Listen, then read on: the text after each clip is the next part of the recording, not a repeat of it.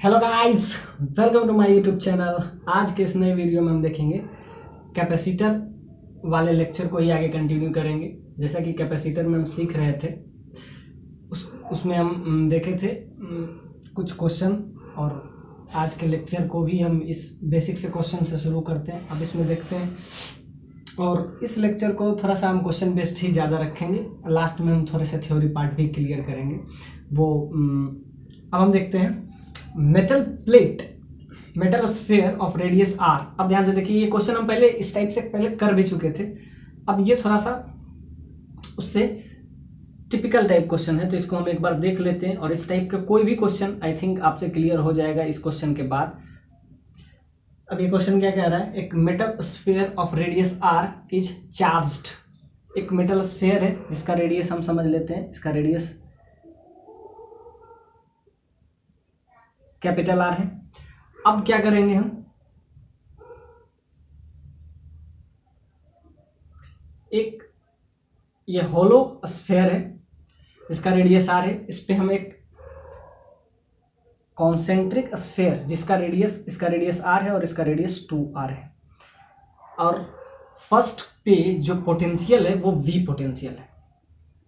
और आपसे क्या पूछ रहा है, आपसे पूछ रहा है कि क्वेश्चन कह रहा है कि मेटेलिक है, तो ये आपको क्लियर हो जाएगा कि ये जो है इस दोनों को हम क्या बनाने का कोशिश कर रहे हैं, थोड़ा सा कैपेसिटर ही बनाने का कोशिश कर रहे हैं। क्योंकि हम जब स्फेरिकल सेल बताए थे, स्फेरिकल, तो उसमें हम बताए थे इस टाइप का दो शेप बनाए थे और उसका हम कैपेसिटेंस निकाले थे। आई होप आपको कैपेसिटेंस उसका याद हो, 4πε0 × r। ये हम स्फेरिकल सेल जब बता रहे थे तो वो क्या था, दोनों होलोस्फेयर ही था। तो होलोस्फेयर, क्योंकि ये सॉलिड अगर रहेगा तो ये उसके अंदर एडजस्ट नहीं हो पाएगा।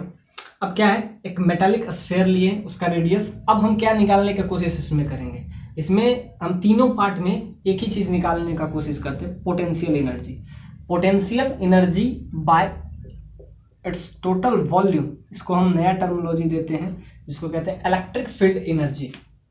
ये हम पहले बता चुके थे, सो इस पर हम ज्यादा डिस्कस करेंगे नहीं। इलेक्ट्रिक फील्ड एनर्जी, लेकिन आपसे इलेक्ट्रिक फील्ड एनर्जी नहीं, आपसे ये पोटेंशियल पूछा जा रहा है हर बार। ये आपको पोटेंशियल या इलेक्ट्रिक फील्ड एनर्जी, आप ध्यान से देखिए इसमें पोटेंशियल किसके वजह से आएगा, इलेक्ट्रिक फील्ड एनर्जी के वजह से। इस पे हम समझिए कि प्लस क्यू चार्ज हम दे दिए हैं। अब इस प्लस क्यू चार्ज के वजह से इसमें कुछ ना कुछ पोटेंशियल आएगा, वो पोटेंशियल को हम v ले लेते हैं। तो पोटेंशियल v है, चार्ज q है, रेडियस r है। अब हम इसके अलग अलग पॉइंट पे ये एनर्जी निकालने का कोशिश करेंगे, पोटेंशियल एनर्जी।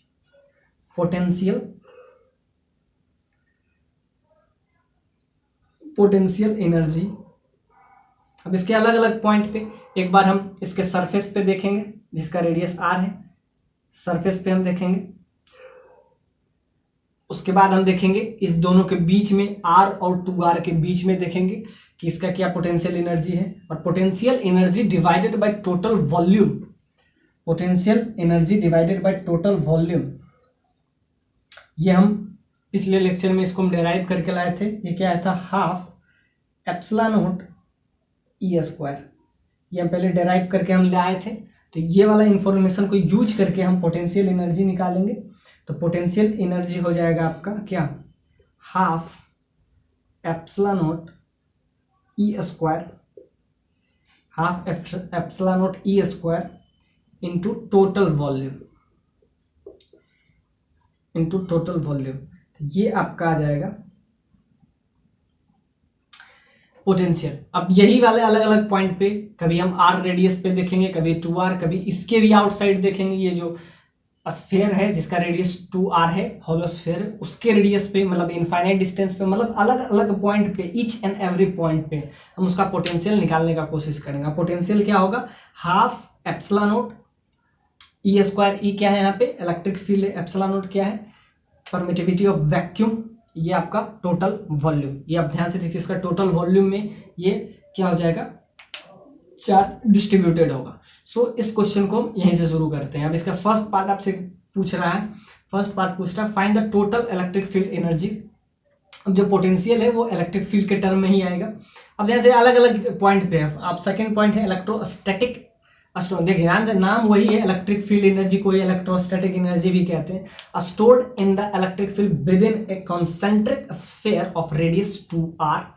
थर्ड पॉइंट में आपसे पूछा है find the electric field energy outside the sphere जिसका रेडियस 2r है उसके आउटसाइड में। और लास्ट वाले पार्ट में हम क्या किए हैं, r और 2r के बीच में, यानी कि हर चीज में आपसे पूछ रहा है r डिस्टेंस पे, 2r डिस्टेंस पे, और लास्ट वाले में हम क्या किए, आउटसाइड द 2r, यानी कि वो जो है 2r से बाहर वाले पॉइंट पे क्या पोटेंशियल होगा, और दूसरा 2r और r के बीच में क्या होगा। तीन मतलब हर एक पॉइंट पे हम देखने का कोशिश किए हैं। अब ये पूछिएगा कि इसके अंदर वाले पॉइंट पे काहे नहीं। अब इसके अंदर वाले पॉइंट पे जब इलेक्ट्रिक फील्ड ही जीरो हो तो वहां पे पोटेंशियल वैसे भी जीरो हो जाएगा। तो ध्यान से देखिए, इसके सारे पॉइंट हो जाएंगे क्योंकि अंदर वाले पॉइंट पे इलेक्ट्रिक फील्ड, आप याद रखिएगा किसी भी कोई भी शेप हो, अगर वो क्लोज्ड सरफेस हो और उसके अंदर चार्ज जीरो हो तो इलेक्ट्रिक फील्ड हमेशा जीरो हो जाता है। चाहे कोई भी हो, चाहे आप कुछ भी ले लें और वो पूरा पैक्ड सरफेस हो, पूरा पैक्ड सरफेस, इस टाइप से पूरा पैक्ड सरफेस हो, और उसके अगर इनसाइड पॉइंट पे, अगर जैसे ये है इनसाइड, इसके इनसाइड पार्ट पे अगर आपसे पूछा जाए कि इलेक्ट्रिक फील्ड का वैल्यू क्या होगा कोई भी, तो इसके इनसाइड में E बराबर जीरो हो जाएगी क्योंकि चार्ज जो है उसका सरफेस पे रहेगा ना, अंदर तो चार्ज नहीं होगा, और चार्ज अंदर नहीं होगा in the sense electric field भी नहीं होगा। तो ये आप याद रखिए, कोई भी क्लोज्ड सरफेस के अंदर वाले पॉइंट पे इलेक्ट्रिक फील्ड का वैल्यू हमेशा जीरो होता है। सो इसके अंदर वाले पॉइंट पे इलेक्ट्रिक पोटेंशियल इसलिए नहीं निकाल रहे हैं क्योंकि यहाँ पे उसका इलेक्ट्रिक फील्ड का वैल्यू ही जीरो हो गया। अब ध्यान से देखिए, ये अगर जीरो हुआ तो वाट एवर बिकम्स जीरो। तो क्या देखिए, तो इसमें हम ये देखेंगे कि पोटेंशियल किस टाइप से बढ़ता है या घटता है, मैक्सिमम किस पॉइंट पे होता है।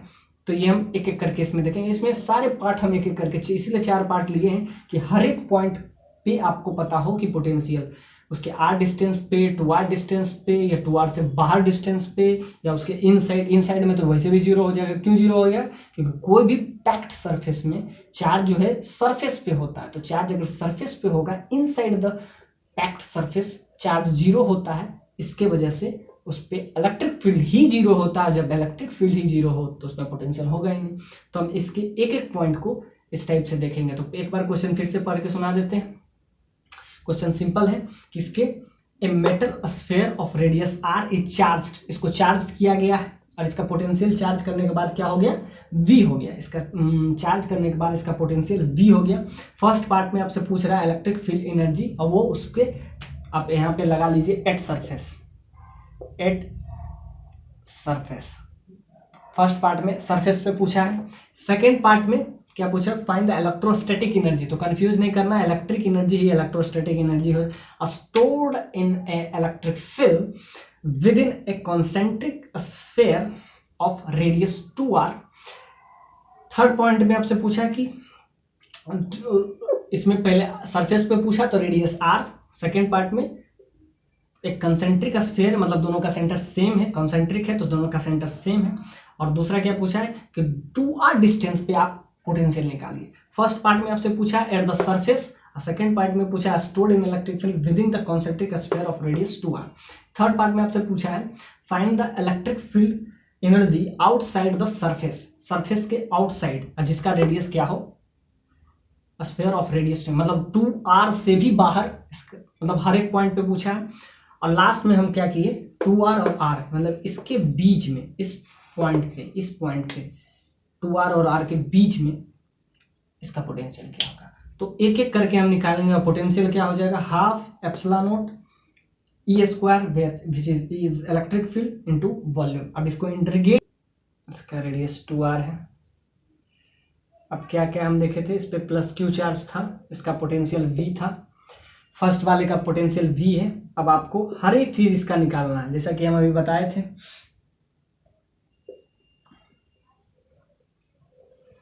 इलेक्ट्रिक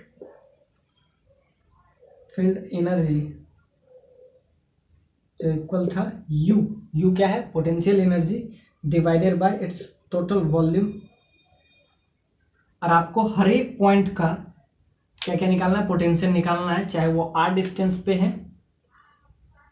चाहे वो 2r डिस्टेंस पे है या ग्रेटर देन 2r। तो जब आपको हर एक पॉइंट पे पूछ रहा है ना, तो आप एक जनरलाइज पॉइंट निकाल लीजिए। तो एक जनरल पॉइंट ले लेते हैं जो कि सेंटर से समझ लीजिए r डिस्टेंस पे है, या ध्यान से देखिए। अब इसको हम पूरा सर्कल बना देते हैं, एक जनरल पॉइंट लेते हैं, उसको इंटीग्रेट करेंगे और इसके वजह से हमारे सारे पॉइंट पे आपका क्या आ जाएगा, इलेक्ट्रिक फील्ड का वैल्यू। तो यहाँ से कितना डिस्टेंस पे है, सेंटर से कॉन्सेंट्रिक, 2 कॉन्सेंट्रिक स्फीयर है, ये तो आपको दिख ही रहा होगा, पहले हम बता चुके हैं कि 2 कॉन्सेंट्रिक स्फीयर है, इस पे चार्ज प्लस q है, इसका पोटेंशियल क्या है, v है। अब जैसा कि हमको क्या निकालना है, u का वैल्यू निकालना है, तो u क्या हो जाएगा, इलेक्ट्रिक फील्ड एनर्जी। इसका वैल्यू क्या होता है इलेक्ट्रिक फील्ड एनर्जी का, इलेक्ट्रिक फील्ड एनर्जी इनटू क्या हो जाएगा, टोटल वॉल्यूम। और इसको हम डेराइव करके लाए थे, क्या लाए थे, half epsilon naught E square into total volume. तब ध्यान से लिखिए, एक हम मतलब ऐसे आप समझ सकते हैं, consider an elementary particle,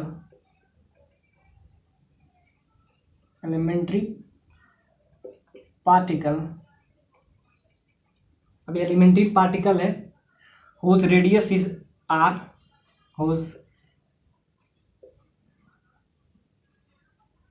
radius is, उसका रेडियस क्या है आपका, समझिए, जनरलाइज किस लिए है तो small r, and whose thickness is,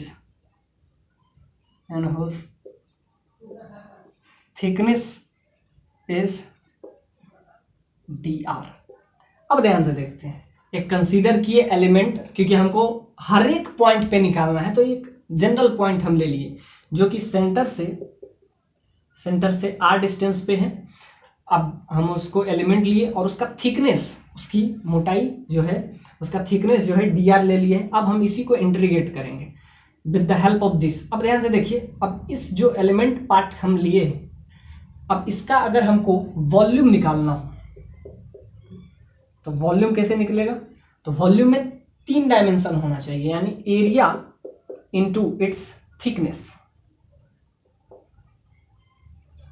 तो कर्व पाथ का एरिया क्या हो जाएगा, 4 पाई r स्क्वायर, और उसका थिकनेस क्या है, उसका थिकनेस dr है। तो ये आप ले सकते हैं कि वो जो एलिमेंट पार्टिकल आप लिए हैं, जो एलिमेंट्री पार्टिकल लिए हैं, उसका वॉल्यूम क्या हो जाएगा, 4 पाई r स्क्वायर, और उसका थिकनेस क्या हो जाएगा, dr। तो ये इसका हो जाएगा वॉल्यूम। अब हम हर एक पॉइंट पे हमको निकालना है, इसीलिए हम क्या किए, कंसीडर एन एलिमेंट ले लिए, और उसका रेडियस r है, यानी सेंटर से r डिस्टेंस पे है, और उसका थिकनेस dr ले लिए, जिसके वजह से हमारा इस पॉइंट तक पहुंच गए हैं। अब हम इसको जनरलाइज्ड पॉइंट पे करते हैं। अब इलेक्ट्रिक फील्ड का वैल्यू क्या होगा, जैसा कि चार्ज आपको दिख रहा होगा, और इलेक्ट्रोस्टैट में इलेक्ट्रिक फील्ड आप अमूमन जानते भी होंगे कि r डिस्टेंस पे q चार्ज का कितना होता है, 1/4 पाई एप्सिलॉन नॉट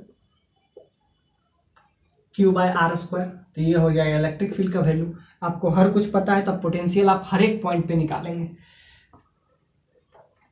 ये हम क्या लिए थे, एलिमेंट्री पार्टिकल। अब ध्यान से देखिए, इसको अब हम डील करते हैं, तो क्या हो जाएगा, पोटेंशियल हो जाएगा आपका हाफ एप्सिलॉन नॉट, ये तो कांस्टेंट है, ई स्क्वायर का वैल्यू आप ये रख लीजिएगा, 1/4 pi epsilon naught into q by r square. अब इसका होल स्क्वायर हो जाएगा, और क्या हो जाएगा, वॉल्यूम क्या है आपका, 4 पाई r square into dr।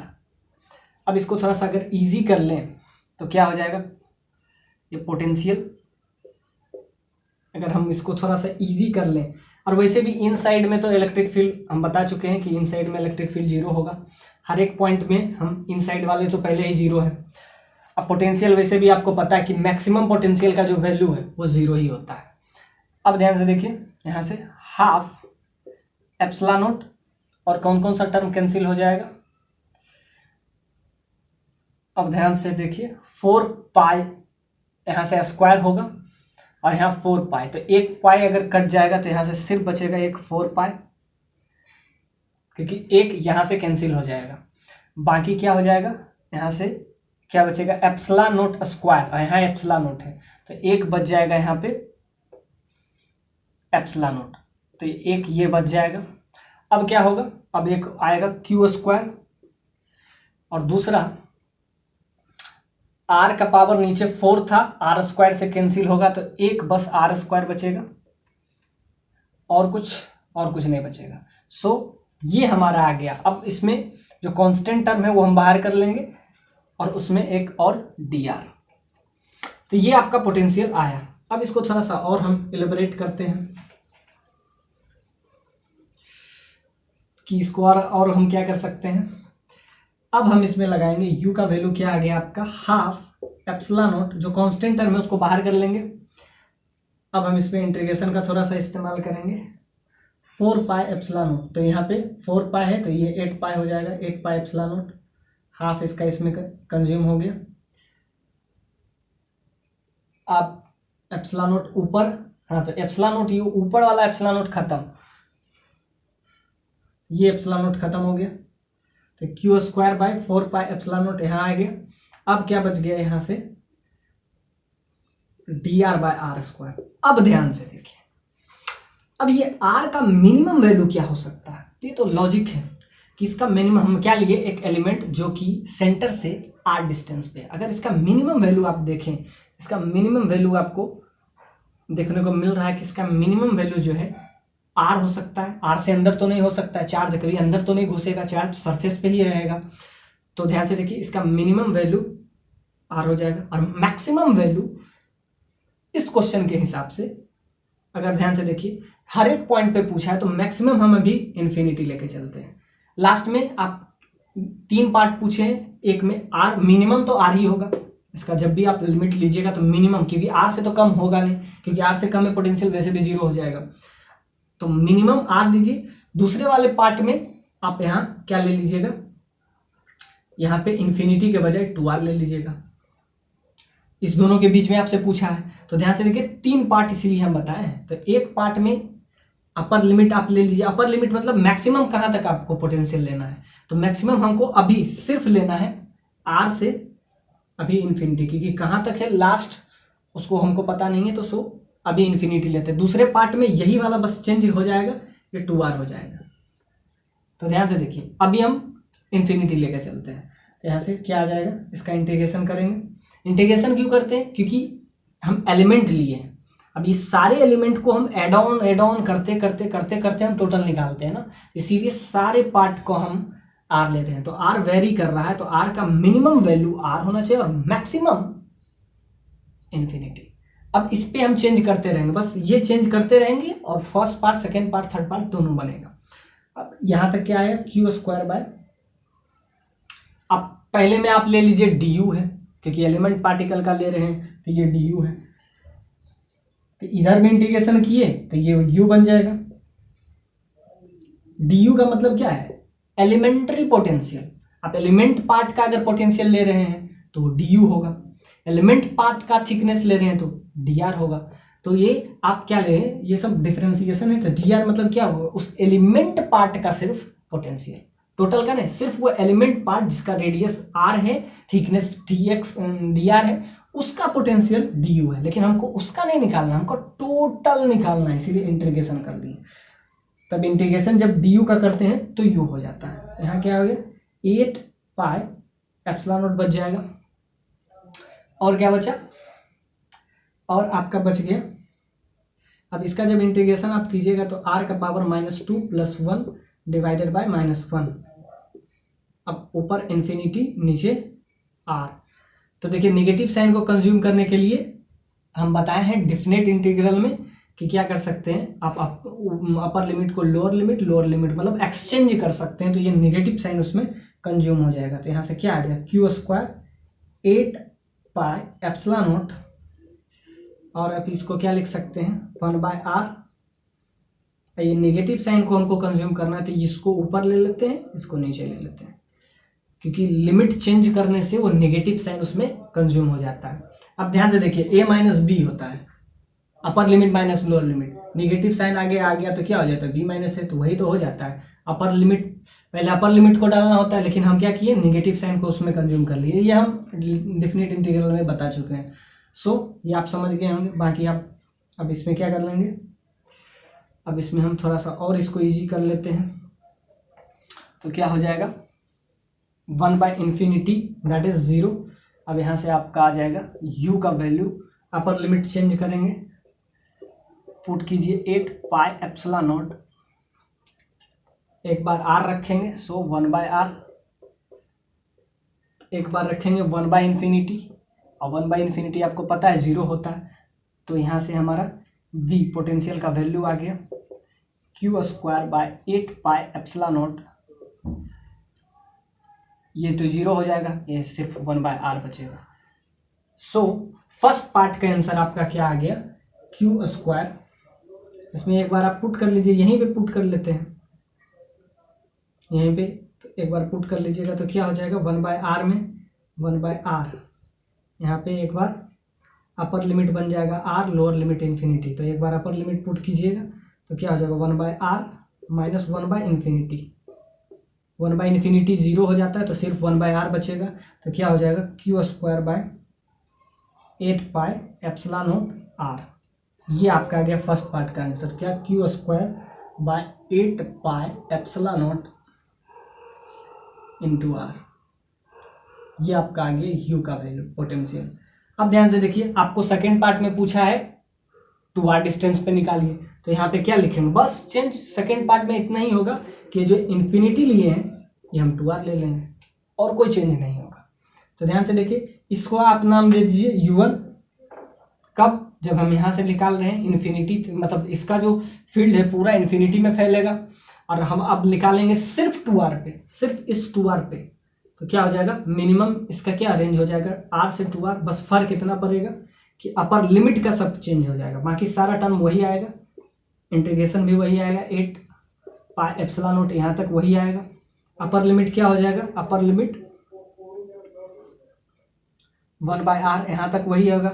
Upper limit क्या होगा, अपर लिमिट इस केस में r तो लोअर रहेगा और अपर हो जाएगा 2r, क्योंकि हमको क्या निकालना है, सरफेस पे निकालना है। तो ध्यान से एक निगेटिव साइन भी छूट रहा है आपसे, निगेटिव साइन, क्योंकि निगेटिव साइन तो ऊपर से नीचे करने में लगाए थे, तो इसमें भी आप इस टाइप से कर लीजिए। तो यहाँ पे r हो जाएगा, निगेटिव साइन को कंज्यूम करेंगे यहाँ तो r हो जाएगा, यहाँ 2r हो जाएगा। तो ध्यान से देखिए, यहाँ से क्या हो जाएगा q²8πε0, अपर लिमिट पुट करेंगे तो 1/r माइनस 1/2r। अब इसको अगर इजी आप कर लीजिए तो क्या हो जाएगा, 2r डिस्टेंस पे क्या हो जाएगा पोटेंशियल। तो क्या क्या किए, नेगेटिव साइन कंज्यूम करने के लिए क्या करना पड़ता है, हमेशा लोअर लिमिट को अपर लिमिट, अपर लिमिट को लोअर लिमिट चेंज करना पड़ता है। अब इसमें आप पुट कर दीजिए q²8πε0, अब ये क्या हो जाएगा, सिंपली 1/2r हो जाएगा। तो ये आप इसको u1 लिए और ये u2, और लास्ट वाले पॉइंट में हम क्या पूछे कि इस दोनों के बीच में पोटेंशियल क्या होगा। तो ध्यान से देखिए, यहां तक पोटेंशियल आपको पता है, यहां तक पोटेंशियल है, ये वाला पोटेंशियल u2 है, ये आपका u1 है। तो इस दोनों के बीच में पूछे, यानी थर्ड पार्ट, ये आपका फर्स्ट पार्ट था, ये पार्ट फर्स्ट था, ये आपका पार्ट सेकंड है कि किस पे हमको चाहिए 2r डिस्टेंस पे। अब थर्ड पार्ट आपसे पूछ रहे दोनों के बीच में कितना होगा। अब दोनों के बीच में क्या होगा, u1 माइनस u2 कर देंगे, वही पोटेंशियल बच जाएगा ना, सिंपल। दोनों के बीच में तो अब सिंपल सा बात है, इसमें आपका ये आ रहा है तो ये हो जाएगा आपका q²/16πε0, तो ये u2 हो गया। अब सिंपली है, दोनों को एक दूसरे का, अब हमको क्या चाहिए लास्ट वाले पॉइंट में हम पूछे 2r और r के बीच में क्या होगा, 2r और r के बीच में। तो 2r r के बीच में क्या कर लेंगे हम, u2 यानी सेकेंड पोटेंशियल या फर्स्ट पोटेंशियल कौन सा ज्यादा है, सिंपल सा बात है, ये कम है, यानी धीरे धीरे कम होगा ही, तो यूजुअली है कि धीरे धीरे कम होगा, तो सब ये ज्यादा है, तो u1 माइनस u2। u1 कितना है, Q square by 8 pi epsilon naught R. ये फर्स्ट वाले का है, इसमें हम दूसरे को सब्ट्रैक्ट कर देंगे, Q square by 16 pi epsilon naught R. तब इससे दोनों के बीच में क्या होगा, यानी आर और 2r के बीच में अगर आपसे पोटेंशियल पूछे तो दोनों को घटा देंगे, यहाँ से क्या आ जाएगा, Q square by 8 pi epsilon not, मतलब समझिए कि 16 पाई आ जाएगा, 16 पाई एप्सिलॉन नॉट, मतलब यही आंसर आ जाएगा। इस दोनों के बीच में भी ध्यान से देखिए, मैक्सिमम पोटेंशियल कहाँ कहाँ हमको मिला, मैक्सिमम मिला इसके सरफेस पे, उसके बाद घटते गया। अब इस दोनों के बीच में, मतलब कि r और 2r के बीच में पोटेंशियल क्या आया, दोनों में सेम आया। तो ध्यान से देखिए, इस सरफेस पे भी वही आया r डिस्टेंस पे, और इसके बीच में भी वही पोटेंशियल आया, u2 का भी वैल्यू यही है, सेम ही है। तो ध्यान से देखिए कि मैक्सिमम पोटेंशियल कहाँ होता है, मैक्सिमम पोटेंशियल इसके सरफेस पे आया और उसका वैल्यू क्या है, उसका वैल्यू ये आया। उसके बाद ये पोटेंशियल घटा, r डिस्टेंस पे बढ़े तो कितना से घटा, आधा से घट गया। तो ध्यान से देखिए, मैक्सिमम पोटेंशियल इसके सरफेस पे था, और जहां r डिस्टेंस पे गए, अब इसी के बीच में यहां से जाने पे ही सरफेस से जैसे ही आगे बढ़े, इसका क्या पोटेंशियल हाफ हो गया, और उसके बाद हाफ ही रहा, r डिस्टेंस पे हाफ ही रहे। अब ध्यान से देखिए, यहाँ से आप क्या कर सकते हैं, और भी आउटसाइड द पॉइंट पे भी आप जा सकते हैं। आउटसाइड द पॉइंट पे अगर जाइएगा तो यहाँ से आप क्या करेंगे, आउटसाइड द पॉइंट पे अगर जाएंगे तो और कम हो जाएंगे, मतलब सिंपली है कि जितना भी क्यू से डिस्टेंस पे जा रहे हैं, इसका पोटेंशियल धीरे धीरे घट रहा है। मैक्सिमम कहाँ पे आया, मैक्सिमम फर्स्ट वाले के सरफेस पे आया, वो कितना आया, इतना आया, और उसके बाद हम पोटेंशियल धीरे धीरे धीरे ग्रेजुअली घट रहा है। तो ये आपको सीखने को मिला कि पोटेंशियल किस टाइप से वेरी करता है और किस पॉइंट पे पोटेंशियल क्या क्या है इस क्वेश्चन। अब ध्यान से देखिए, प्लस क्यू चार्ज, एक्चुअली में क्वेश्चन वही है, बस इस बार हम क्या लिए हैं, सॉलिड स्फीयर, मतलब क्वेश्चन का थोड़ा सा पैटर्न को हम चेंज किए हैं। अगर आपको पिछला क्वेश्चन समझ में आया होगा तो ये क्वेश्चन भी आपसे डील हो ही जाएगा, लेकिन इसमें हम थोड़ा सा क्वेश्चन को क्या किए, उसके पैटर्न को चेंज किए। तो इसमें पिछला जो है हॉलो स्फीयर था, इसको हम सॉलिड स्फीयर ले लिए। मतलब plus Q charge uniformly distributed, plus Q charge is uniformly distributed over A solid sphere non conducting, यानी ये जो क्वेश्चन है वो नॉन कंडक्टिंग का है, पिछला बार कंडक्टिंग था, नॉन कंडक्टिंग और वो भी सॉलिड स्फीयर का, पिछला बार हॉलो स्फीयर था। ये क्वेश्चन थोड़ा सा उससे डिफरेंट है, इसीलिए ये क्वेश्चन लिए हैं। इसका रेडियस आपको दे दिया है, इसका रेडियस आपको r दे दिया है, एग्जैक्टली सारा पार्ट भी वही है, कुछ नया इसमें नहीं है। Find the electric field energy stored in inside, inside आप बताइए। अब ध्यान से देखिए, अब ये कंपैक्टेबल नहीं है, अब जो है पूरा वॉल्यूम में। अब देखिए, ध्यान से देखिए, पिछला क्वेश्चन और इस क्वेश्चन में क्या क्या अंतर है। पिछला क्वेश्चन में इलेक्ट्रिक फील्ड का वैल्यू सरफेस पे मैक्सिमम था, उसके बाद फिर उससे थोड़ा सा जाने पे सीधे हाफ हो गया, फिर 2r डिस्टेंस पे हाफ हो गया। तो ध्यान से देखिए, डिस्टेंस से क्या हो जाता था, घट रहा था, लेकिन इसमें दूसरा होगा, क्योंकि ये जो है नॉन कंडक्टिंग सॉलिड स्फीयर का केस है। तो ध्यान से देखिए, फर्स्ट पार्ट आपसे क्या पूछ रहा है, इसमें electric field energy stored in inside, यानी पहला क्वेश्चन में आपसे इसके अंदर पूछा है, यानी कि r is less than capital R से छोटा। सेकेंड पार्ट में आपसे पूछा है आउटसाइड, यानी r is greater than capital R। Last part में टोटल इलेक्ट्रिक फील्ड एनर्जी। तो इसमें क्या लेना है आपको, r जो लाना है r से लेके इन्फिनिटी तक लेना है। तो ध्यान से देखिए, ये क्वेश्चन काफी मस्त है, मतलब उससे थोड़ा सा डिफरेंट है, क्योंकि इसमें सॉलिड स्फीयर और दूसरा नॉन कंडक्टिंग का केस है। पिछला वाला कंडक्टिंग वाला केस था, ये नॉन कंडक्टिंग, तो इसीलिए कंडक्टिंग हम बता लिए। अब थोड़ा सा नॉन कंडक्टिंग पे आते हैं, क्योंकि इसमें जो होगा इनसाइड के पॉइंट, मतलब ई बराबर उसके इनसाइड में इलेक्ट्रिक फील्ड 0 होता था, लेकिन इसके इनसाइड में इलेक्ट्रिक फील्ड का वैल्यू 0 नहीं होगा। तो क्या होगा वो आपको पता होना चाहिए कि इसके इनसाइड सारे पॉइंट पे इसका हमको क्या निकालना है, इलेक्ट्रिक फील्ड एनर्जी। तो एक एक करके हम इसको डील करते हैं। सारे पॉइंट पे। तो आई होप आपको क्वेश्चन समझ में आ गया, क्योंकि पिछला ही क्वेश्चन है, बस इसमें नॉन कंडक्टिंग सरफेस का, इसलिए ये हमको स्पेस चाहिए, तो ये हम मिटा देंगे। तो फर्स्ट पार्ट में एक बार क्वेश्चन पढ़ के सुना देते हैं। Plus Q charge is uniformly distributed inside non conducting solid sphere of radius capital R.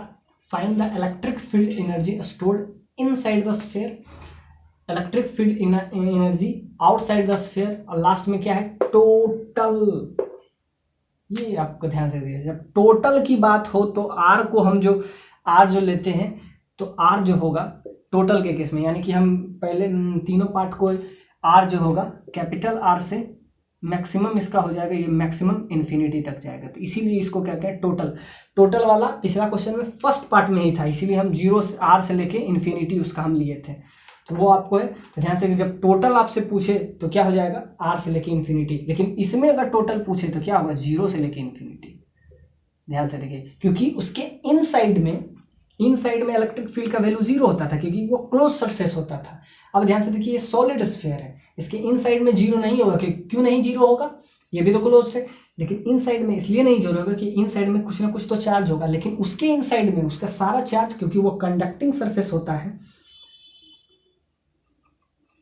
Conducting sphere के केस में सारा चार्ज उसके सरफेस पे आ जाता है, इसलिए उसके इनसाइड में इलेक्ट्रिक फील्ड जीरो हो जाता है, लेकिन इसमें इसके इनसाइड में इलेक्ट्रिक फील्ड का वैल्यू जीरो नहीं होगा। तो ध्यान से देखिए, फर्स्ट पार्ट में पूछा है आर जो है क्या होना चाहिए, इनसाइड, यानी R is less than capital R, ये फर्स्ट पार्ट पूछा है। और सेकेंड पार्ट में आपसे पूछा है R is greater than capital R, मतलब आउटसाइड द पॉइंट। और लास्ट वाले पॉइंट आपसे पूछा है आर जो होना चाहिए total.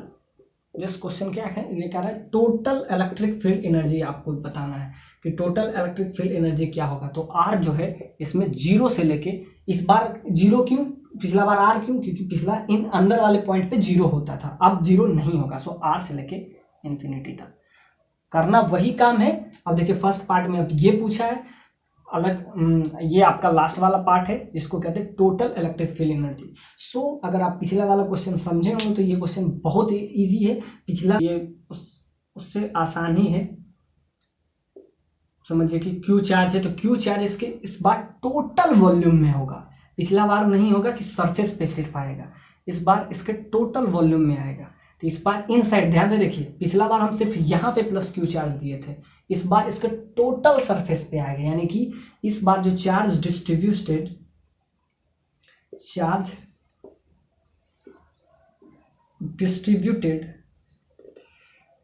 Uniformly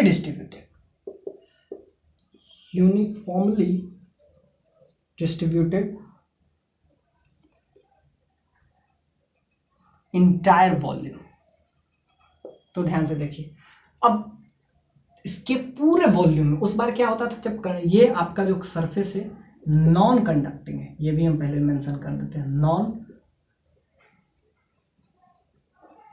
non conducting sphere का केस है, और इसके सारे पार्ट पूरे वॉल्यूम में, इन entire volume charge is distributed uniformly distributed in entire volume. पिछला बार में नहीं था।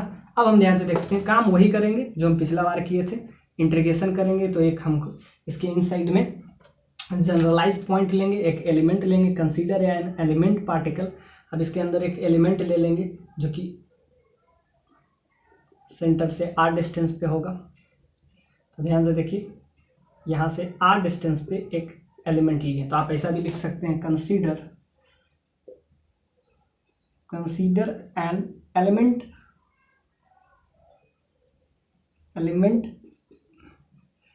Particle of radius R and whose thickness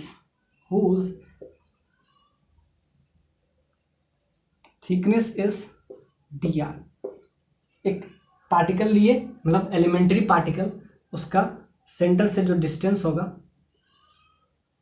are distance पे होगा, सिंपल बात है, सेंटर से आर डिस्टेंस पे होगा, और उसका थिकनेस जो है हम dr लिए हैं। अब ध्यान से देखिए, जैसा कि हमको क्या निकालना होता है, potential energy due to this plus Q charge. अब प्लस क्यू चार्ज इस पर सिर्फ सरफेस पे नहीं होके पूरा इंटायर वॉल्यूम में यूनिफॉर्मली डिस्ट्रीब्यूटेड होगा। तो ध्यान से देखिए, अब क्या करेंगे हम, हमारा क्या आता था, half epsilon naught E square, और इसका अगर वॉल्यूम हमको निकालना है, इसका वॉल्यूम, तो वॉल्यूम के लिए क्या चाहिए, वॉल्यूम होता क्या है, volume area into thickness. Area इसका क्या होगा, सिंपली है, जिसका रेडियस आर है उसका कर्व सरफेस का एरिया क्या हो जाएगा, आपको पता होगा 4 पाई, अगर इसका आर रेडियस है 4 पाई आर स्क्वायर। इसका थिकनेस हम क्या एज्यूम कर लिए, इसका थिकनेस हम लिए हैं डी आर। तो ध्यान से देखिए, इसका वॉल्यूम क्या आ जाएगा, 4 pi R square D R, ये इसका वॉल्यूम आ गया। तो यहाँ लिख देते हैं 4 pi R square D R. तो ये हमको निकालना होता है, इसको आप कुछ देर के लिए डी यू ले लिए। आपको क्या निकालना है, सिंपली बात है, पोटेंशियल, यानी कि इलेक्ट्रिक फील्ड एनर्जी क्या होता है, सिंपली पोटेंशियल, जो कि इंटायर वॉल्यूम में डिस्ट्रीब्यूटेड हो। इसका वैल्यू क्या होता है, half epsilon naught E square. So आपको क्या निकालना है, पोटेंशियल। तो क्या हम क्या लेंगे, इसके पहले हम एलिमेंट पार्ट का पोटेंशियल लेंगे, और एलिमेंट पार्ट के पोटेंशियल को हम इंटीग्रेट करेंगे, यानी ऐड ऑन करते जाएंगे। मतलब सिर्फ हम इस पॉइंट का हमको पोटेंशियल पता है, फिर धीरे धीरे इंटीग्रेट करेंगे, तो हमें हर पॉइंट पे हमको पोटेंशियल निकालने आना चाहिए। तो ध्यान से देखिए, ये फॉर्मूला जो हम डेराइव किए, देखिए कितना, इस पे बहुत सारा क्वेश्चन अलग अलग तरीके से आपसे पूछा जा सकता है। अब इसको हम थोड़ा सा एलेबरेट करते हैं। अब क्या है इसका, अब इलेक्ट्रिक फील्ड का वैल्यू क्या होगा, जैसे कि आपको पता होगा कि इलेक्ट्रिक फील्ड का वैल्यू क्या होता है, 1 पाई 4 पाई एप्सिलॉन नॉट। और हाँ, नॉन कंडक्टिंग के केस में, कंडक्टिंग के केस में, ये इलेक्ट्रोस्टैट में जब हम पढ़ा रहे थे तब हम बताए थे, ये नॉन कंडक्टिंग का केस है, हम पहले लिख दिए नॉन कंडक्टिंग। अब इलेक्ट्रिक फील्ड क्या हो जाएगा, क्यू चार्ज है, चार्ज तो वही है, कितना डिस्टेंस पे है भाई, तो सिंपल सा बात है, आपका डिस्टेंस हम ले लेंगे, ये आर डिस्टेंस पे है। तो जब नॉन कंडक्टिंग की बात हो तो यहाँ पे हम क्या लिख देंगे, आर क्यू, और यहाँ पे हम लिख देंगे आर। अब ये क्यों हम लिखे, ये बहुत ही, क्योंकि उसमें तो हम सिंपली लिख दिए थे 1 pi 4 pi epsilon naught Q by R square, लेकिन इसमें हम क्यों लिखें, आर स्क्वायर नहीं लिखने के बजाय आर क्यूब लिख दिए। और आर क्यूब जो है वो इसका आर जो है कैपिटल आर, जो इसका रेडियस है वो मैक्सिमम रेडियस है, तो वो हम क्यों लिख दिए, क्योंकि ये जो है इलेक्ट्रिक फील्ड ये वेक्टर होना चाहिए। अगर हम यहाँ आर स्क्वायर लिख देते तो यहाँ पे ये स्केलर हो जाता। तो यहाँ पे क्या है कि क्या किए, आर क्यूब लिखे और यहाँ पे आर। तो याद रखिए, किसी भी नॉन कंडक्टिंग सरफेस पे उसके इन साइड में इलेक्ट्रिक फील्ड का वैल्यू यही होता है। आर क्या है, आर है इसका रेडियस, मतलब मैक्सिमम रेडियस, क्योंकि हम तो यहाँ पे क्या ले रहे हैं, एलिमेंट ले रहे हैं। तो ये आपको पता होना चाहिए, तभी ये क्वेश्चन बनेगा। ये हम पहले जब इलेक्ट्रोस्टैट पढ़ा रहे थे तो उसके इन साइड में इलेक्ट्रिक फील्ड का वैल्यू क्या होता है, तो ये आपको याद होना चाहिए, 1 pi 4 pi epsilon naught Q by, पहले आर क्यूब कर दीजिए उसके बाद आर लिखिए, ये होता है। पिछला बार थोड़ा आसान था, ये वाला थोड़ा सा उससे टिपिकल था, इसीलिए दोनों टाइप का क्वेश्चन हम करवा दिए। तो हम क्या ले लें, डी यू ले लिए। डी यू क्या है, उसके एलिमेंट का जब लेते हैं तो डी यू ले लेते हैं। अब दोनों साइड हम क्या करेंगे, इंटीग्रेट कर देंगे। अब ये आसान हो गया। अब ये क्वेश्चन पिछला क्वेश्चन जैसा हो गया। अब इसमें एक बात याद रखिए, पिछला क्वेश्चन से ये डिफरेंट इसलिए है क्योंकि इन साइड में इसका इलेक्ट्रिक फील्ड का वैल्यू 0 नहीं होगा, तो डी यू हो जाएगा यू। अब इंटीग्रेशन करेंगे। अब सिंपली इंटीग्रेशन करना थोड़ा सा टिपिकल है। यहाँ पे क्या लिखेंगे, 1 बाई 4 पाई एप्सिलॉन नॉट, यहाँ पे क्या हो जाएगा क्यू। क्यू क्या है, इसमें चार्ज पूरा वॉल्यूम में डिस्ट्रीब्यूटेड है, आर क्यू और आर। अब इसको क्या कर लीजिए, स्क्वायर कर लीजिए, सिंपली स्क्वायर कर लेंगे। तो ध्यान से देखिए, यहाँ पे है 4 pi R square into D R. अब इसको भी हम इंटीग्रेट कर लेंगे। तो जब दोनों साइड इंटीग्रेशन हम करेंगे तो क्या आएगा हमें, दोनों साइड अगर हम इंटीग्रेशन इसका हम करते हैं तो क्या हमको मिलेगा, ध्यान से देखिए, इसको डी क्या है, उसका एलिमेंट का मतलब इस पार्ट का, इस एलिमेंट्री पार्ट का आपको पोटेंशियल, लेकिन हमको निकालना नहीं, इसीलिए इसको इंटीग्रेट कर लिए। तो ये क्या हो जाएगा, डी यू में कन्वर्ट हो गया। अब इसको थोड़ा सा डील करते हैं, तो क्या आ जाएगा, हाफ। अब ध्यान से देखिए, इसका जब स्क्वायर करेंगे तो यहाँ पे एक बचेगा आपका, सिंपली बात है, सारा चीज वही बचेगा। तो क्या बच जाएगा यहाँ पे 1/8। इसको इजी करिएगा तो आपका आ जाएगा 1/8 पाई epsilon not, 1/8 pi epsilon not. अब ध्यान से देखिए, ये आर क्यूब है, तो यहाँ पे क्या हो जाएगा, आर का पावर 6, आर का पावर 6, और यहाँ आर स्क्वायर है और यहाँ भी आर स्क्वायर है, तो ये हो जाएगा आर का पावर 4 और एक बचा डी आर। अब ध्यान से देखिए, अब लिमिट में इम्पोर्टेंट है, क्योंकि पिछला बार लिमिट जो दे रहे थे वो क्या कर रहे थे, आर से लेके जब हमको इन्फिनिटी तक निकालना था तो आर से लेके एक इन्फिनिटी लिए थे फर्स्ट वाले में, दूसरा वाले में लिए थे आर से लेके 2r के बीच में सेकंड वाले में, और दोनों के बीच में निकालने के लिए फर्स्ट में सेकंड घटा लिए थे तो दोनों के बीच में आ गया था। तो क्या देखे, 3 पॉइंट देखे थे, एक आर से इन्फिनिटी, एक आर से लोअर लिमिट उसका आर होता था, लेकिन इसमें लोअर लिमिट 0 होगा। क्यों लोअर, अब इसका मिनिमम वैल्यू आप ले रहे हैं तो मिनिमम इसका तो आर ही होगा ना, मिनिमम आप ले रहे हैं, तो अब मैक्सिमम कितना हो सकता है, मैक्सिमम इसका आर हो जाएगा। So minimum 0, maximum R. अब और कुछ नया टर्म बचेगा, 4 पाई स्क्वायर से 4 पाई स्क्वायर एक कैंसिल, तो 4 पाई नीचे बचेगा, तो 2 से मल्टीप्लाई होकर 8 पाई। अब ध्यान से देखिए, एक एप्सिलॉन नॉट नीचे स्क्वायर, देखो एप्सिलॉन नॉट से कैंसिल होके ये आर क्यूब, और ऊपर एक क्यू स्क्वायर, क्यू स्क्वायर बचेगा, और कुछ नहीं, आर का पावर 4। अब ध्यान से देखिए, अब इसको तो यू का वैल्यू इस बार क्या आया, Q square 8 pi epsilon naught R का पावर 6। अब इसको थोड़ा सा इजी कीजिएगा, इंटीग्रेशन इसका बहुत आसान है, आर का पावर 5/5। अब ध्यान से देखिए, फर्स्ट पार्ट में आपसे पूछा है, एक बार जीरो से आर आप लगाइए, अब सिंपली आपका आ जाएगा। इसमें इन्फिनिटी क्यों नहीं डाल सकते हैं, क्योंकि ध्यान से देखिए, इसका ये एक नॉन कंडक्टिंग सरफेस है, कंडक्टिंग सरफेस नहीं, तो इसमें इन्फिनिटी वाला कंसेप्ट नहीं लगेगा। ध्यान से देखिए, यहाँ से क्या आ जाएगा, Q square by 8 pi epsilon naught R का पावर 6। अब इसको आप लिखिएगा आर का पावर 5/5, तो इसको इजी कीजिएगा तो क्यू स्क्वायर बाय कैंसिल हो जाएगा और आपका आ जाएगा 40 पाई एप्सिलॉन नॉट, और यहाँ पे सिर्फ आर बचेगा। ये आपका पोटेंशियल एनर्जी आ गया।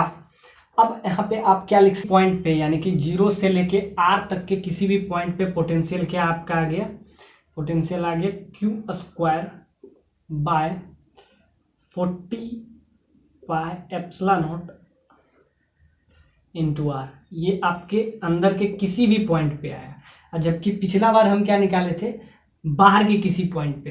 तो पहला वाला जो था इनसाइड था, और आउटसाइड पे हम पहले भी निकाल चुके थे। पहला वाला क्या आया था आपका, उसका वैल्यू आया था Q square by 8 pi epsilon naught R. ये आपको आउटसाइड द पॉइंट निकाला। तो ध्यान से देखिए, इनसाइड आपको पता है, आउटसाइड हम पहले निकाल चुके थे पिछला वाला क्वेश्चन से, आउटसाइड। तो इनसाइड भी आपको पता है, आउटसाइड पता है, तो आप क्या निकाल सकते हैं, तो सिंपल सा बात है, इनसाइड के लिए हम ये रूल लगाएं। अब हम आउटसाइड के लिए हमको पहले से पता है कि Q square 8 pi epsilon not, यानी कि सिंपल सा बात है, अगर हमको टोटल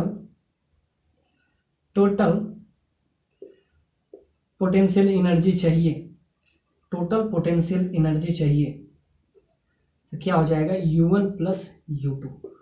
तो ध्यान से देखिए, इनसाइड के किसी भी पॉइंट पे आपको हम अभी निकाल के दिखाएं, क्या है, Q square by 40 pi epsilon naught are.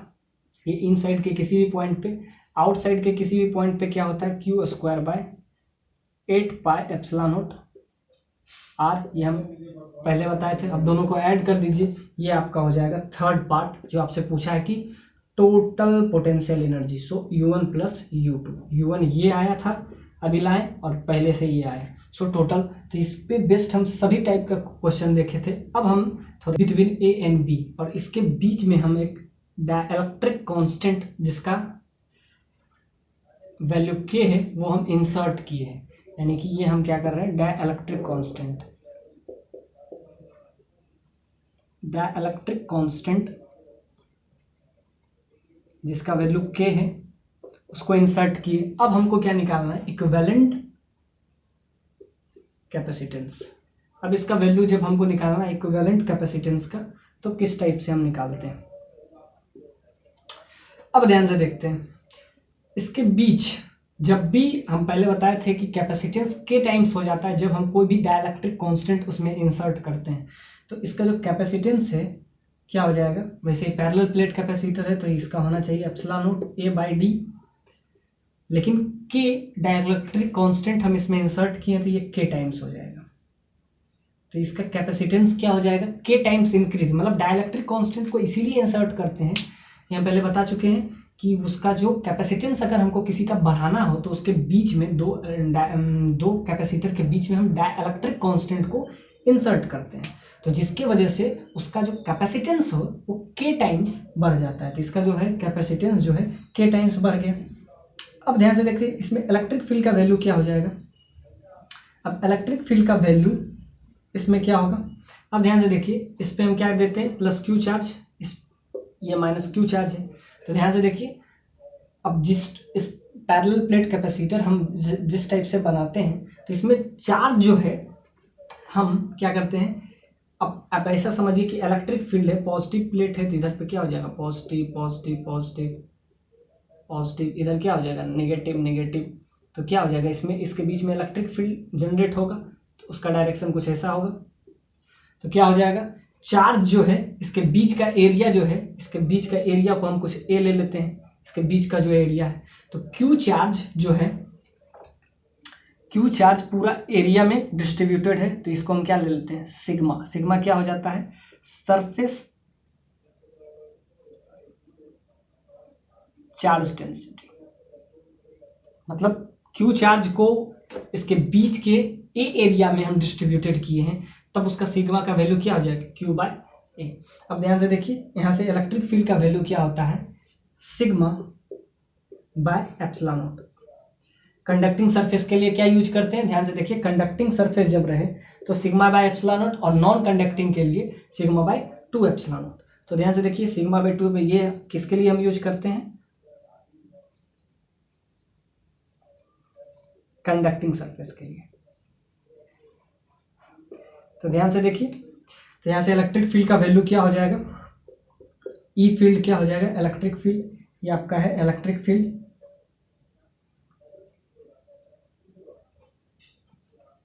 Electric field का वैल्यू क्या हो जाएगा sigma by simply epsilon not. Sigma का भी वैल्यू आपको पता है। और ध्यान से देखिए जब डाइलेक्ट्रिक कांस्टेंट हम इंसर्ट करते हैं तो इलेक्ट्रिक फील्ड हमेशा के टाइम्स डिक्रीज कर जाता है, कैपेसिटेंस इंक्रीज कर जाता है। तो याद रखिएगा कि जब भी हम डाइलेक्ट्रिक कांस्टेंट इंसर्ट करते हैं तो उसका कैपेसिटेंस के टाइम्स इंक्रीज कर जाता है, जबकि उसका इलेक्ट्रिक फील्ड पे क्या प्रॉब्लम, इलेक्ट्रिक फील्ड उसका के टाइम्स डिक्रीज कर जाता है। तो याद रखिएगा कि जब भी हम इसमें रखते हैं, क्योंकि टोटल तो कांस्टेंट होना चाहिए ना, तो ध्यान से देखिए ये इंक्रीज किया के टाइम्स और ये डिक्रीज कर जाता है कितना से k/2 के टाइम्स से। तो याद रखिएगा कि कैपेसिटेंस के से बढ़ जाता है, लेकिन उसके बीच का जो इलेक्ट्रिक फील्ड होता है वो के टाइम्स डिक्रीज कर जाता है। तो ये आपका आ गया इलेक्ट्रिक फील्ड का वैल्यू क्या आ गया सिग्मा बाय के डिवाइड में आ जाएगा और एप्सिलॉन नॉट। सिग्मा बीच का एरिया आपको क्या है ए दिया हुआ है, तो यहाँ से हमारा क्या आ गया ई का वैल्यू। अब ई का वैल्यू आ गया तो अब हम इसके बीच का पोटेंशियल निकाल लेते हैं पहले, क्योंकि पोटेंशियल वी ए, इस पॉइंट को अगर कुछ ए ले लेते हैं, इस पॉइंट को नेम हम दे दिए पहले, तो हमको क्या निकालना है वी माइनस वी ए का वैल्यू। इसका वैल्यू क्या हो जाता है ई डॉट, वैसे डी आर होता है। अब ध्यान से देखिए इलेक्ट्रिक फील्ड भी उधर ही है जिधर डी आर है, तो दोनों के बीच का एंगल 0 है और बीच का गैप हम पहले ही डी ले चुके हैं। सो इस केस में क्या हो जाएगा इलेक्ट्रिक फील्ड जो है कांस्टेंट होता है, तो कांस्टेंट के केस में सिंपली ई इंटू डी हो जाएगा, कि बीच का गैप उधर ही डायरेक्टेड है, इलेक्ट्रिक फील्ड भी उधर ही डायरेक्टेड है, तो दोनों के बीच में आप ऐसा भी कर सकते हैं cos 0 एंगल 0 है, तो E और DR के बीच में क्या है cos 0, तो cos 0 1 हो जाता है। तो यहाँ से VA minus VB minus VA का वैल्यू हम निकाल लिए, क्या आ गया VA माइनस VB का वैल्यू E डॉट D। अब यहाँ से VB माइनस VA क्या हो जाएगा, E डॉट सिंपली हो जाता था DR। अब इस केस में क्या हो जाएगा, DR तो DR जो है कांस्टेंट है और दोनों के बीच में सिंपली cos 0 का एंगल बन रहा है, क्योंकि जिधर इलेक्ट्रिक फील्ड है उधर ही आपका DR का भी डायरेक्शन है। DR क्या होता है, सिंपल सा बात है, इधर से डायरेक्टेड हो जाएगा, इधर डायरेक्टेड, DR का भी डायरेक्शन उधर ही हो जाएगा, एलिमेंट पार्ट का डायरेक्शन। अब ध्यान से देखिए, तो यहाँ से सिंपली हो जाएगा E डॉट D, बीच का गैप। अब आपको क्या पता है, E भी पता है, अब E का वैल्यू हाँ बस पुट कर देना है, तो जिसके वजह से आपका आ जाएगा E का वैल्यू क्या है आपका sigma bye K bye epsilon naught into D। तो ये आपका आ जाएगा VB माइनस VA, मतलब बीच का पोटेंशियल भी आपको पता हो गया। अब सिग्मा का वैल्यू आप रख दीजिए, टोटल चार्ज कितना है, Q चार्ज है, Q चार्ज को बीच का एरिया, इसके बीच का एरिया क्या है A, उसमें हम क्या कर रहे हैं, डिस्ट्रीब्यूटेड कर रहे हैं। तो यहाँ से VB माइनस VA का वैल्यू हो जाएगा Q बाय एरिया नीचे आ जाएगा, बाकी epsilon naught into K into D, ये आपका आ जाएगा VA माइनस VB। अब ध्यान से देखिए, क्या हम देखें, Q डिवाइडेड बाय A, उस सिग्मा का वैल्यू हो गया, एप्सिलॉन नॉट और K तो पहले से ही चल रहा था, तो ये आपका आएगा VB माइनस। अब ध्यान से, जैसे कि आपको पता है, हम पहले ही बताते Q बराबर CV।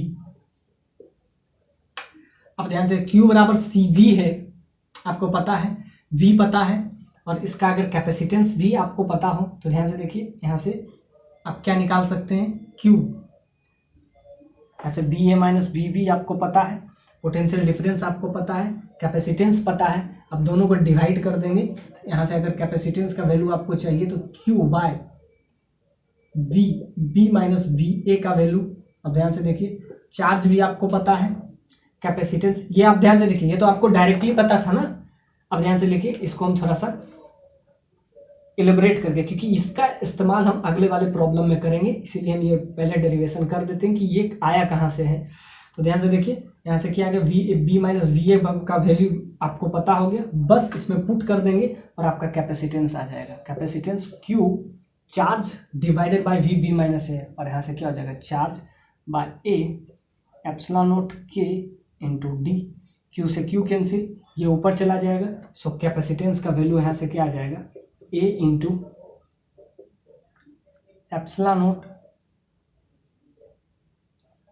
K divided by D। और एग्जैक्टली ये हम पहले ले भी चुके थे, तो ये किस तरीके से आया, पहले तो हम बताए थे K टाइम्स इंक्रीज कर जाता है, किस टाइप से इंक्रीज करता है बाकी आपको पता है, क्योंकि VB माइनस VA आपको पता है, और Q बराबर CV के वजह से C आपको निकालना है, तो Q by B minus VA, दोनों के बीच का पोटेंशियल आपको चाहिए, पोटेंशियल आपको पता है, बस डिवाइड कर दीजिएगा तो K टाइम्स इसका बढ़ जाता है, बाकी तो आपको पता है ये क्या है, इसका कैपेसिटेंस K टाइम्स इंक्रीज कर जाता है। अब हम इसके बीच में और भी डाइलेक्ट्रिक कांस्टेंट वेरी करवाएंगे, जिसके वजह से आपको पता होना चाहिए कि दो पैरेलल प्लेट कैपेसिटर के बीच में अगर हम डाइलेक्ट्रिक इंसर्ट करते हैं तो K टाइम्स किस टाइप से इंक्रीज करता है, ये आपको पूरा डेरिवेशन के थ्रू बताएं, और इस डेरिवेशन का क्या यूज है यह पार्ट में हम डील करेंगे। अब इस बार डाइलेक्ट्रिक कांस्टेंट K1 K2 यानी दो अलग अलग डाइलेक्ट्रिक कांस्टेंट हम इसमें इंसर्ट किए, इसीलिए हम उसका डेरिवेशन बताए थे, क्योंकि अब देखिए, अब डेरिवेशन का इस्तेमाल इसमें होगा। पिछले वाले में तो हम पहले भी बता चुके थे, K टाइम्स उसका, जब भी हम कैपेसिटर पैरेलल प्लेट कैपेसिटर में हम K डाइलेक्ट्रिक कांस्टेंट इंसर्ट करते हैं तो उसका कैपेसिटेंस K टाइम्स इंक्रीज कर जाता है। अब ध्यान से देखते हैं इस क्वेश्चन में, इन दिस क्वेश्चन, इसमें दो अलग अलग डाइलेक्ट्रिक है, ये आपका जो है इसका डाइलेक्ट्रिक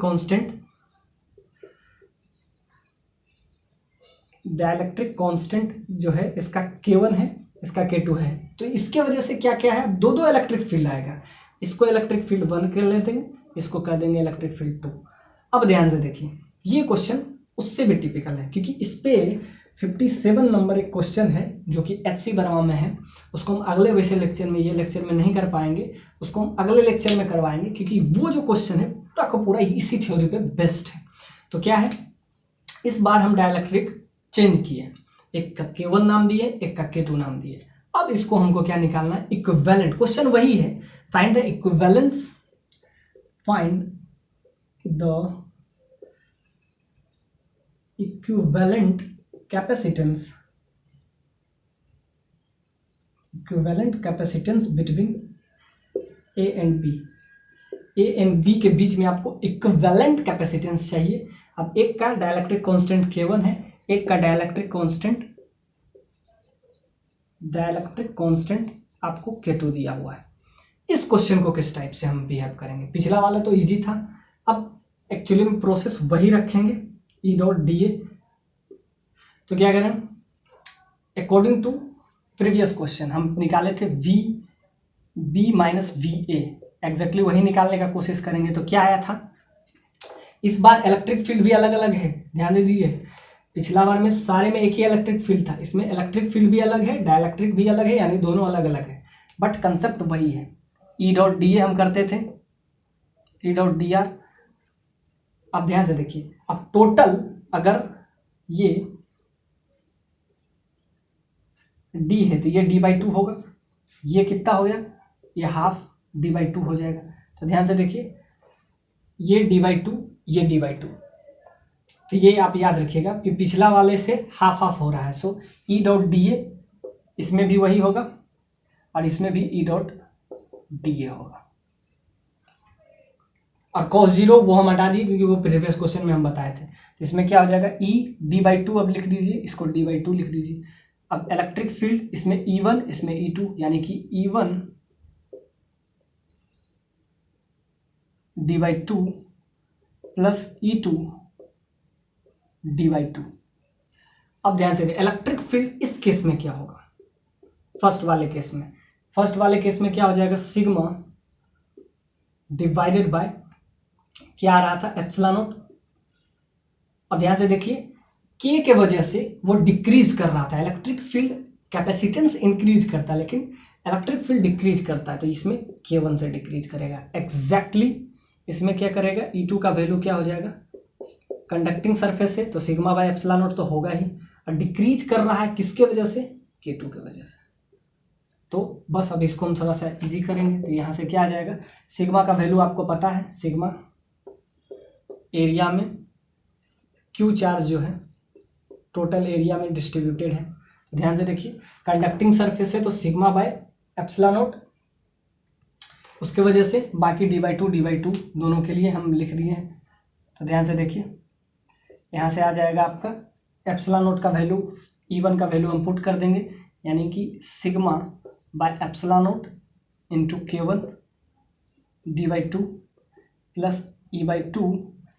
अब ध्यान से देखिए, इसका D1 D2 भी आप वैल्यू ले सकते हैं। हम यहाँ पे जनरलाइज पॉइंट के लिए हम इसका दोनों को बराबर नहीं लेते हैं, क्योंकि बराबर ले लेंगे तो ये एक सिमेट्रिक हो जाएगा। इसका D1 ले लेते हैं, इसका D1, अब इसका D2 भी ले लेते हैं। जब सब अलग अलग ले रहे हैं तो इसका D1, इसका D2 ले लेते हैं। तो D/2 नहीं ले रहे हैं, D1 D2 ले रहे हैं। D1 ये आपका आ जाएगा D2, क्योंकि ये अलग अलग भी तो हो सकता है, इक्वली हो कोई ज़रूरी नहीं है।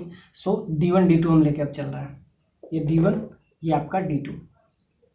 देखिए प्रीवियस क्वेश्चन जो है उसका डायरेक्ट एप्लीकेशन, इसीलिए हम पिछला वाले में हम ये D2 हो जाएगा। अब ध्यान से देखिए, D1 D2 सारा का वैल्यू आपको पता है, और यहाँ से हम B माइनस VA निकाल लेंगे, तो जिसके वजह से फाइनल हमको इक्विवेलेंट कैपेसिटेंस आ जाएगा, जिसमें हम एक डाइलेक्ट्रिक कांस्टेंट K1 है, एक दूसरा K2 है। तो B माइनस VA क्या हो जाएगा, सिंपली हो जाएगा sigma by epsilon naught by K1 and D1 plus sigma by epsilon naught K2 into D2। अब ध्यान से देखिए, ये आपका आ गया। अब इसको थोड़ा सा और इजी करें, सिग्मा क्या होता है, Q by total surface area, Q by total surface area. अब ध्यान से देखते हैं, Q by total surface area हम यहाँ लिख देंगे Q by area epsilon naught K1 into D1 plus Q by area sigma naught K2 into D2। ये आपका आ गया V B minus V A का वैल्यू। अब आपको क्या निकालना है, कैपेसिटेंस। कैपेसिटेंस क्या होता है, Q divided by V B minus V A. तो यहाँ से आपका क्या आ जाएगा, बस वैल्यू अब इसमें हमको पुट कर देना है। इसको अगर हम थोड़ा सा पुट करते हैं तो क्या आ जाएगा, इसमें आपका वैल्यू आ जाएगा simply equivalent capacitance between A and B that is equal to, Q से क्यू कैंसिल हो जाएगा, क्यू डिवाइडेड बाय हम क्या लिखेंगे, ये सारा Q D1 by A epsilon naught K1 plus Q D2 divided by A epsilon naught K2। तो ध्यान से क्यू से क्यू सारा कैंसिल, तो ये ऊपर चला जाएगा तो क्या हो जाएगा, ए epsilon naught K1 divided by D1 plus A epsilon naught K2 divided by D2। तो ये आपका आ गया इक्विवेलेंट कैपेसिटेंस। तो ध्यान से देखिए, डिवाइडेड बाय था तो इसको आप थोड़ा सा और इजी करेंगे तो ये रिजल्ट आपको मिलेगा। ये रिजल्ट आप याद रखेंगे, क्या, इक्विवेलेंट कैपेसिटेंस निकालना है और दोनों अलग अलग डाइलेक्ट्रिक कांस्टेंट हो तो कैसे निकालेंगे, एप्सिलॉन नॉट ए बीच का एरिया हमको चाहिए, एरिया आपको दिया रहेगा, एप्सिलॉन नॉट का वैल्यू आपको पता है, बस बीच का गैप हमको पता होना चाहिए D1 बाई K1 उसका पहला वाला dielectric constant divided by D2 by, अब इसको ऐसे भी आप याद रखें टी हम इसको D को अगर टी लेंगे तो T by K, T1 by K1 T2 by K2। तो इसको आप ऐसे भी हम लोग याद रखते हैं टीका से भी आप याद रख सकते हैं। तो यानी कि D1 D2 को अगर हम T1 T2 ले लेते हैं, ध्यान से देखिए, अगर D1 D2 को हम अगर T1 T2 से रिप्लेस कर देते तो उससे तो कोई रिजल्ट पे फर्क पड़ेगा नहीं। कि D1 D2 को अगर हम T1 ले लें और इसको T2 ले लें तो याद रखिए, इसको हम ऐसे भी याद रखने में थोड़ा सा इजी होता है। इसको हम T1 ले लेते हैं, इसको हम T2 ले लेते हैं, यानी बीच का गैप को D1 D2 नहीं लेके हम T1 T2 ले लेते हैं। तो यहाँ पे ध्यान से देखिए, ये टीका मेथड, ये से सिंपल सा बात है कि इसके ऊपर क्या होना चाहिए, epsilon naught into A divided by टीका T1 by K1 plus T2 by K2। तो ये रिजल्ट आप अब याद रखेंगे, इस पे बेस्ट हम प्रॉब्लम आगे लेक्चर में कराएंगे।